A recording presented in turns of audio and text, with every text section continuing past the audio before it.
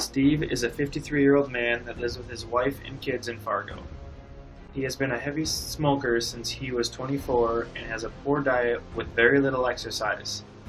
He recently has been experiencing a frequent cough, mild fever, fast heartbeat, shortness of breath, fatigue, chest pain that gets worse as you take deep breaths or cough, severe diarrhea, nausea, vomiting, and loss of appetite.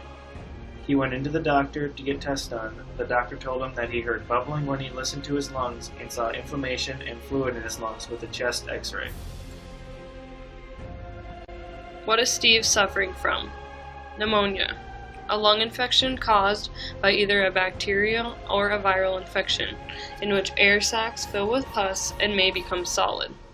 It's caused by the bacteria Streptococcus pneumoniae, and it can affect either one or both lungs. The bacteria can be found in sputum, urine, blood, and cerebrospinal fluid. The bacteria was discovered by Louis Pasteur and George Sternberg in 1881. The main virulence factor of pneumonia is the molecule Pneumolysin. Pneumolysin is released due to the action of the pneumococcal autolysin. It then binds to the host cell, inserts into the targeted membrane, and forms a large arc and ring structure known as a pore. It then disrupts and damages the cell membrane, allowing the contents of the cell to spill out, which causes the fluid-filled air sacs in the lungs. It is an assumed virulence factor of the gram-positive bacteria Streptococcus pneumoniae.